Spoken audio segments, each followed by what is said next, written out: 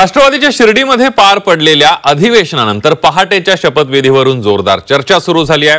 पहाटेचा शपथविधी हे अजित पवारांविरोधातलं षडयंत्र असल्याचा मोठा गौप्यस्फोट शिर्डीच्या अधिवेशनात मंत्री धनंजय मुंडे यांनी केला होता। आता पहाटेच्या शपथविधीचं षडयंत्र होतं तर कुणी रचलं होतं असा सवाल राष्ट्रवादीचे ज्येष्ठ नेते छगन भुजबळ यांनी मुंडेंना विचारला। बघूया।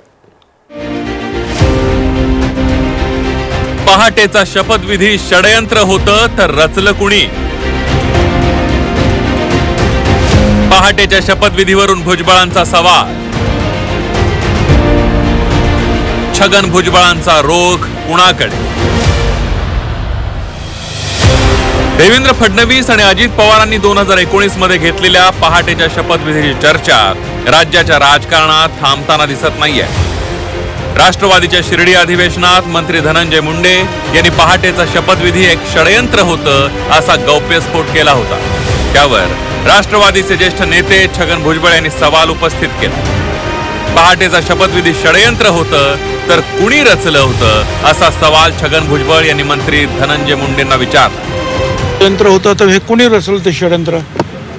एक तर जे उद्धव ठाकरे ते षडयंत्र रचू शकत नाही, कुणी रचलं कोणी? काँग्रेस रचू शकत नाही। मग हे काही राष्ट्रवादीच्या लोकांनी रचलं की बीजेपीच्या लोकांनी षडयंत्र रचलं याची काहीच माहिती नाही। तर पहाटेच्या शपथविधीच्या आदल्या दिवशी महाविकास आघाडीच्या बैठकीत नेमकं काय झालं होतं त्याची इनसाइड स्टोरी ही यावेळेला छगन भुजबळांनी सांगितली। त्यावेळेला मीटिंग सुरू होत्या आणि म्हणजे काँग्रेस, उद्धव ठाकरे आणि पवार साहेब आणि याच्यामध्ये खरगे जे आहेत काँग्रेसचे त्यांचा आणि पवार साहेबांचा काहीतरी थोडासा वाद झाला आणि पवार साहेब रागानं निघून गेले। पहाटेच्या शपथविधीच्या आदल्या दिवशी राष्ट्रवादीची 8 वाजता बैठक झाली। या बैठकीला अजित पवारांनी दांडी मारली आणि दुसऱ्या दिवशी सकाळी शपथविधी झाल्यानंतर हा सगळा प्रकार आपल्याला समजल्याचं भुजबळांनी म्हटलंय। प्रमुख मंडळीची मीटिंग जी आहे ह्या चालल्याच होत्या आमच्या राष्ट्रवादीच्या, त्याप्रमाणे 8 वाजता एका ठिकाणी मीटिंग बोलवली गेली, परंतु त्या मीटिंगला अजितदादा काय हजर नव्हते, म्हणजे कुठेच कामामध्ये अडकले असते।